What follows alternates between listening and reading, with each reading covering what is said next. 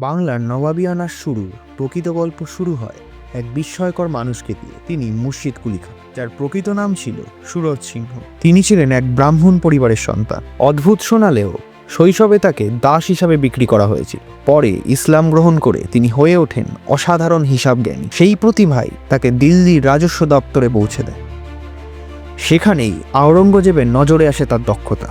1704 সালে তিনি বাংলার দেওয়ান নিযুক্ত হন এবং প্রশাসনের কেন্দ্র ঢাকার বদলে নিজ নামেই প্রতিষ্ঠা করে, তথা মুর্শিদাবাদ।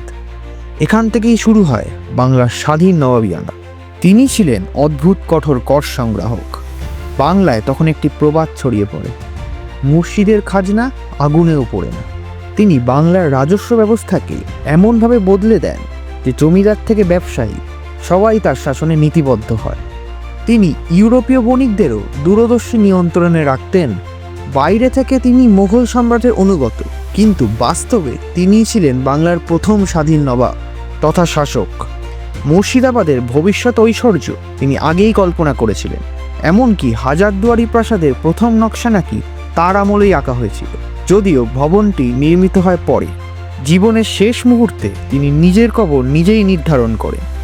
আমার কবর থাকবে সেই নদীর ধারে যেখানে বাংলার খাজনা এসেছিল। তাই আজও তার সমাধি রয়েছে ভাগীরথীর একদম পাশে কারবালা গার্ডেনে। তিনি ভিত্তি গড়েছিলেন সেই নবাবিয়ানার যার ওপর দিয়ে পরে উঠেছিলেন সুজাউদ্দিন, আলীবর্দী আর শেষ নবাব সিরাজউদ্দৌলা।